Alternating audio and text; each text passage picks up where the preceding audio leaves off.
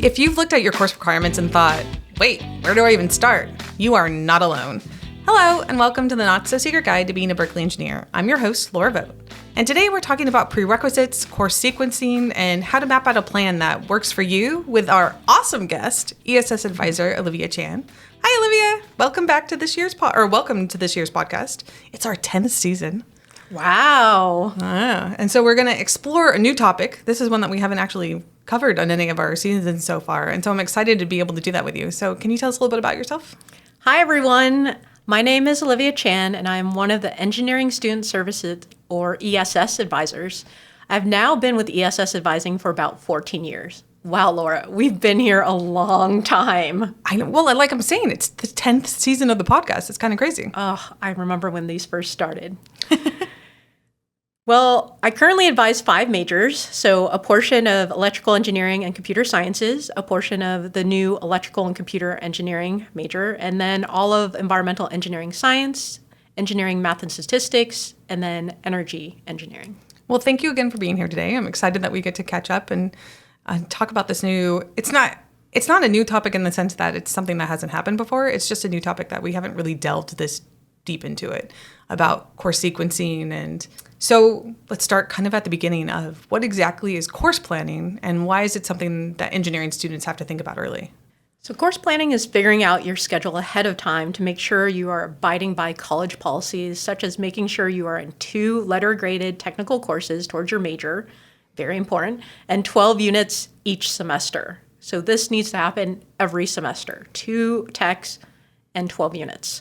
It also takes into account whether you are taking courses in order, taking your lower division requirements before upper division courses, and accounting for course sequencing and prerequisites. So I think for some of the students coming in from high school, they might not understand how you could take a course, not necessarily for a letter grade, or like it has to be a specific technical course. How do students know which courses are helping them fulfill that? And if you're not taking it for a letter grade, what are you taking a course for? For interest. It also counts towards your 120 units needed to graduate. And so you're doing it as just a pass, no pass. It just doesn't give you that letter. Correct. But there are some classes that fulfill major requirements that are only offered pass, no pass. So for example, like for the electrical engineering computer science major, there is CS 195, which fulfills the ethics requirement. Oh, so that's one where they're like, you need this information. When you don't have to get an A in this information, but we need you to learn this. Right. And that's what your ESS advisor is for. To help you understand what it's all about. Correct. Yeah. If you're uncertain, just ask us. That's why we're here. So when a student looks at their major requirements for that first time, what is the best place to start? So I always refer my students to the undergraduate guide to look at their degree requirements. You can get there by going to the Engineering Student Services website. Definitely everyone should bookmark this. It's engineering.berkeley.edu/students with an S. And then you'll scroll down until you see a gray box that says undergraduate guide. Click on that and then click on the degree requirements link. And then you'll see a link that says your major program. And then you just go search for your major, click on that, and it'll open up your major requirements. The other very helpful documents students should refer to on the ESS website are under the forms and petitions section at the bottom of the ESS website. So specifically, I'm talking about the degree worksheet for your major and also the fillable program plan sheet. And I'll make sure I have links to those on our podcast page so folks can find them easily. Oh, perfect. So what are some of the biggest misconceptions that students have about planning their courses? So for incoming first-year students who are coming from block scheduling and a multitude of extracurriculars, or transfer students who are used to taking multiple courses, they believe the transition from either of these to UC Berkeley will be seamless. The College of Engineering recommends 12 to 14 units for all new incoming students, so regardless of if you're coming in as a new frosh or a new transfer for your first semester. So they can also factor in the non-academic changes, so such as making new friends, their new living situation adjustments, and also, more importantly, the pace of UC Berkeley courses compared to high school or community college. That's a really big change that I don't think people are going to realize, that it just seems like it moves a lot faster. Well, students are so used to, okay, I've done a lot, so you're only telling me to take 3 courses? How is that? I can handle more than that. But you have to factor in there's not only are these courses moving a lot faster than the courses that you're used to taking. I don't care if you have 8 block schedule days and you had track in the morning and you had chess in the evening. You really need to factor in that you are moving to a more faster pace setting. And all of our current students will tell you that. They will attest to that. And definitely, like meeting other students, you will want to make sure you're not overloading yourself. I mean, if you're living in the dorms, everyone in your hall is like, let's go to dinner. And you're like, oh, I can't. I need to do homework. They're going to stop asking you. We don't want students to also feel isolated. We want you to take that time to go meet other people, create that support system in your first semester. And then next semester, if you want to take more, you did well, you now understand better the pace of Berkeley, then go ahead. But in your first semester, please try to stick to the 12 to 14 units and give yourself the opportunity to also get to know your environment. I think one of the things that some of the high school students might not understand is that some of the math courses, and I think maybe some of the chemistry courses, have a discussion section that goes along with. So it's not just 3 one-hour sessions that you're doing. You also have to factor in your discussion section. You have to factor in, might need to go to office hours to talk to someone or get tutoring or... Right, absolutely. And there are also some classes that require you to have project partners. So if you have a really busy schedule and your partner has a really busy schedule, this is why sometimes you hear about people having to meet at 2 a.m. in the morning because it's the only time they could find. You're just trying to work. Yeah, to meet. So I think that kind of builds into this idea that students need to be flexible. I always think of like really flexible yoga poses or something. Yeah, so students need to be flexible in planning their schedules. So in an ideal world, students would be able to craft the perfect schedule with later classes, breaks in between. But the reality is that your first choice section may be everyone else's first choice too. So you want to make sure to have backups planned every semester in case you can't get into your first choice or even your second choice. And then I think one of your other misconceptions that you were getting ready to talk about is the prerequisites. Yeah, so a huge misconception is that you can just bypass prerequisites. Oh, I heard my friend was able to take this class without it, and just move to upper division coursework without them. So not only is bypassing lower division coursework for upper division coursework against College of Engineering policy, and there are repercussions to that, it sets the student up to have gaps that other students who took the prerequisites wouldn't have. So please keep in mind, there is a reason faculty set up the curriculum the way that they did. So please trust that they did this with your best interest in mind. And how far ahead should students be planning? 1 semester, a year, all 4 years? So for all majors, planning a semester or 2 ahead of time is ideal, but to realize that there are times when courses aren't offered or offered during a different semester than planned. Again, students need to have flexibility, so very important, and have backup plans, again, very important. So for example, for my electrical engineering computer science majors, they have more flexibility in their programming, so planning is fairly easy. However, for my engineering science majors, most never follow a carefully constructed 4-year plan because they have the ability to petition courses if they are within the scope of the requirement. So a key takeaway is that you should check in with your ESS advisor about your program plan. And that's just a matter of making an appointment with you, and you can actually sit down and look at what their plan is and and go over the course requirements. Absolutely. And again, students are really focused in the right now. You'll hear me say this a lot, in the right now.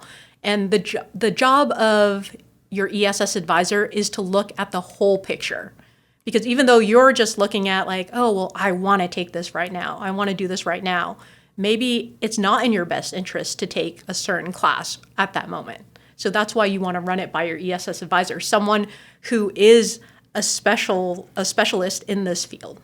So in our last podcast, Megan, when she was introducing us to ESS advisors, had said that she really thinks her job is more about efficiency and making sure that students are efficient. So I feel like what you're trying to tell me right now is that this prerequisites are part of what's making you efficient. Absolutely.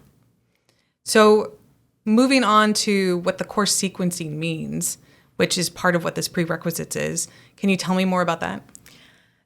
Course sequencing means taking courses that are prerequisites of one another, such as Math 51, which is calculus, before Math 52, which is also calculus, or Physics 7A before Physics 7B, so that you can progress within your major.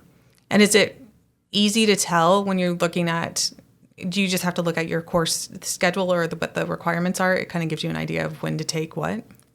Or like this one you definitely have to take before that one. Yes. And also your ESS advisor, definitely after you submit your first semester schedule through Golden Bear Advising, will give you feedback. Oh, okay. So is there any courses that are more important or stand out to you more of things that students need to take, make sure they take the courses in order and early? So I want to take the time to really stress the importance of taking math and physics courses early. So for students who need to take Math 51, for example, your technical course options will be limited since it's a prerequisite to many other lower division technical courses. So you'll want to meet with your ESS advisor to discuss your course plans if you need to take pre-calculus or calculus. This doesn't mean that you will be behind if you start off with either, but you must take a math course your first semester if you still have math courses to take, or else you will run into scheduling issues in the future. For more information on which math course is appropriate for you, please go back to Golden Bear Advising and go over that section again. And this is more for our first year students, not the junior transfers? That's correct. Junior transfers should have completed all of their math courses prior to entering UC Berkeley. But they still need to worry about sequencing of events for later on, right? Correct. But for math. But for math, math specifically now. Correct. So what can happen if a student accidentally skips a prerequisite or they take those courses out of sequence? So a few things can happen. If the course is impacted, departments do have the ability to drop students from classes to make room for those who have completed prerequisites. If a student is considering changing their major or declaring a double major, a simultaneous major, or a minor, this can be taken into consideration for whether their application will be approved. And just for clarification purposes, a double major means two majors within the College of Engineering. A simultaneous major means a major within the College of Engineering, and then a major in a different college on campus. And then a minor is a minor. And then lastly, the unfortunate outcome if a student accidentally skips a prereq or takes courses out of sequence is that missing that gap of information from the prerequisite could cause a student to not do as well in the course as they had expected. And I was just thinking, a lot of times those courses are part of your degree requirements. So if you take it out of order, you're still having to take it. You're not getting to skip taking it. Right. That's absolutely correct. And are there certain courses that tend to be bottlenecks or that students should pay particular attention to when they're planning? As I mentioned earlier, if students need to take pre-calculus or calculus, they must take that their first semester. Follow the degree requirements page on the undergraduate guide for the sample 4-year plan for new frosh and the 2-year plan for new transfers. These plans incorporate when courses are normally offered, whether during a fall or spring semester. So there are courses that are only offered in fall or only offered in spring, and those plans reflect that. And then one of the things that I think is really awesome about Golden Bear Advising is as you're going through and answering questions about what you've taken and what test scores that you've gotten, that you've received, then it automatically will give you an option of courses that you can take in the sequences that you need to take it. Yeah, that is what's awesome about Golden Bear Advising. Literally, you just put in your information and out pops your schedule. And as long as you follow what pops out, your ESS advisor's feedback is probably great. You're following what you need to be doing. Go ahead and enroll in classes when enrollment happens. Yeah, so it gives you this list of courses, and then in July you have the other part of it where you actually register for the courses. Correct, yeah. And just as you mentioned, Laura, that will also take into account any of the prerequisites that you've already fulfilled. So just follow what pops out of your Golden Bear Advising. And we talked about flexibility earlier when it comes to course planning, but what is the flexibility when it comes to the degree plans themselves? So certain majors have strict requirements that must be followed, so there's less room to petition for exceptions. Some majors have faculty advisors, and students should utilize them for planning, specifically transfer students who will reach upper division courses faster than their four-year counterparts. That way, faculty basically, they know the curriculum and they also know the sequencing of upper division coursework. Versus for ESS advisors, we are tracking like your whole degree to make sure that you are on track to complete it. But when it comes time to maybe the courses that you should take that are relevant for your major, faculty within your major would be the most helpful to outreach to. So what are the tools and resources that are available to our Berkeley Engineering students to provide that map to their coursework? As I mentioned before, we have the undergraduate guide that can be accessed from the ESS homepage, the sample program plans, the major degree worksheets, and the blank program plan sheets to help students plan ahead. We also have the undergraduate catalog located at catalog.berkeley.edu that gives a course description and course prerequisites. When you schedule courses, we recommend students use classes.berkeley.edu to see which courses are open, and it allows you to find specific requirements such as American cultures, reading and composition courses, and also humanities, social science courses. Unofficially, students also have used Berkeley Time. This planning tool offers students the ability to plan their schedule with past data, but please keep in mind that this information should be taken with a grain of salt. The same thing goes for if you plan to use ratemyprofessor.com. In addition to your ESS advisor, the College of Engineering also has ESS academic peer advisors. These are students in your major who are trained to help you with your planning and questions. Academic peer advisors are located in our ESS front office, which is located at 120 Grimes Engineering Center. They are a wonderful resource to get a student's point of view. And finally, there are also helpful Honor Society websites such as the EECS Honor Society HKN, which gives students a course map of prerequisites for specific tracks within their major. So some majors do have honor societies that provide this information for them. Oh, that's awesome. So when helping a student create this plan, what factors do you consider besides simply meeting the requirements?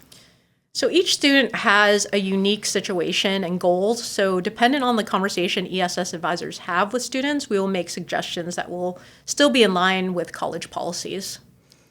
And then on top of all of this, trying to meet the requirements, we were talking about that we want the students to go outside of the classroom and meet people and do things. So how do things like internships or study abroad and research affect the course planning?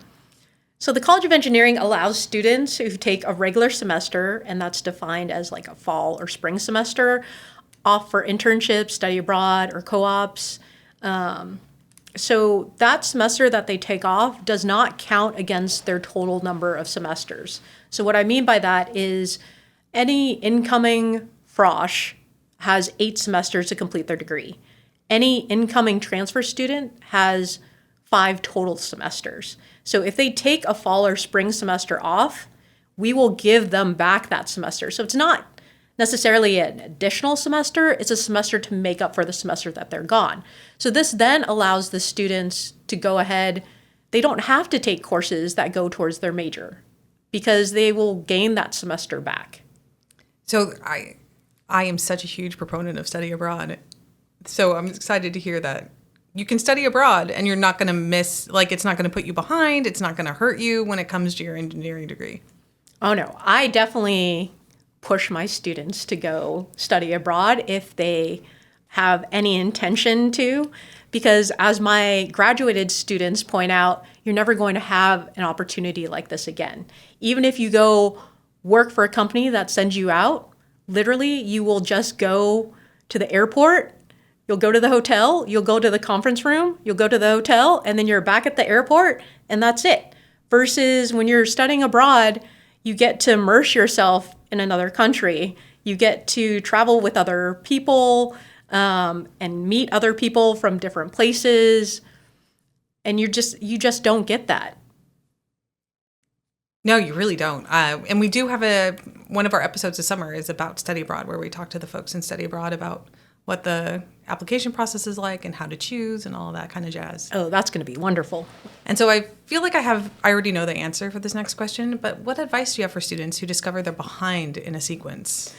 Go talk to your ESS advisor to devise a plan of action to make sure you're still on track to progress within your degree in a timely manner. So what do students do if they can't get into a class that they need?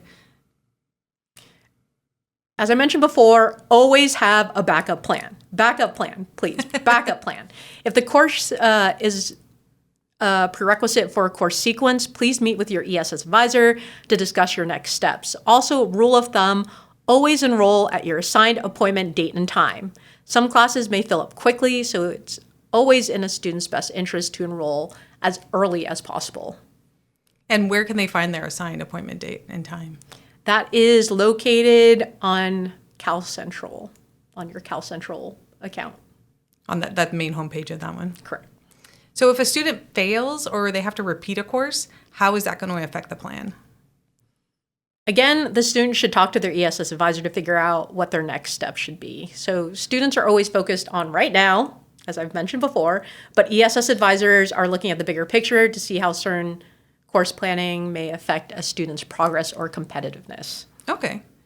And are transfer students approaching all this differently? We talked about them a little bit. So first, let's start off with what they should be doing the same as incoming frosh, and that, again, is planning on taking 12 to 14 units their first semester with 2 technical courses towards their major and making sure they're taking lower division courses before attempting any upper division technical courses. How transfer students differ is that they are given 4 semesters to enroll as a default. If they ask their ESS advisor for a 5th semester, we will change it in the system for them. So they just need to request it and we'll give it to them. Transfer students will be reaching upper division coursework more quickly since most of their foundation courses were taken prior to entering UC Berkeley. So as a result, they will want to utilize faculty within their major for advice. Transfer students often worry that they have less time to make connections with faculty than their four-year counterparts. So I suggest to my students to do a Google search for 3 faculty in their area of interest, but searching with the term UC Berkeley faculty and then the area. So for example, UC Berkeley machine learning, but even maybe more specific than that, like what area within machine learning. So once they've found at least 3 professors, they should go ahead and cold email them with an introduction of who they are, their area of interest, and if the professor can recommend 3 upper division courses that the professor believes are core classes for that student's area of interest. So what advice do you have for students who are considering changing majors or adding a minor? Go talk to your ESS advisor. This seems to be a theme. It is the theme. Go talk to your ESS advisor. If you ever have questions, if you're not sure what's going on, if you don't even know who you're supposed to be asking an academic question to, go talk to your ESS advisor. So the first question you'll hear out of every ESS advisor's mouth will be, why? Why do you want to change your major or add a double major, simultaneous major, or minor? It's important to connect with your ESS advisor early if you plan to make changes so they can guide you on the eligibility process and the feasibility of what you're requesting. So as a reminder, there are no guarantees in being able to change your major if you do not meet the eligibility requirements. Beyond GPA eligibility requirements, please be aware that you must be in compliance with college policies, which include being enrolled in 2 courses toward your current major. Not being enrolled in 2 courses toward your current major makes you automatically ineligible to change majors.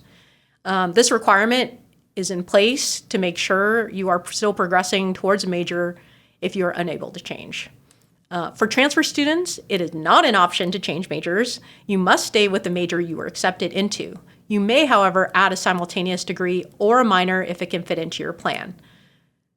Transfers should be aware that no additional time will be granted to complete a minor, so you'll want to plan accordingly. That actually applies to frosh as well. Minors will not give you additional time. Oh, okay. So you still have to finish within your 8 semesters or 5 semesters. That's correct. So what's one thing that you wish every new Berkeley engineering student knew about course planning before they register? Hands down, please, please, please, please listen to the schedule feedback that you receive from your ESS advisor. There's a reason why we recommend only 12 to 14 units your first semester. There's also a reason why faculty want you to take lower division courses before upper division courses. You seem very passionate about this. So what happens, do you have one specific example of like when a student didn't follow it and it ended up causing a lot of problems, or?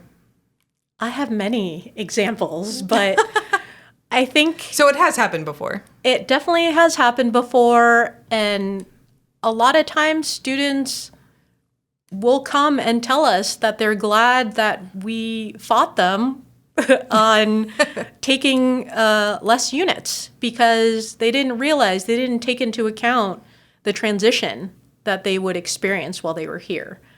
So, I mean, ESS advisors, we've been here for a while. We've seen what has happened with students. We also know that your first semester sets the tone for your time here at Berkeley. So if you struggle your first semester, it has created some self-doubt in some students.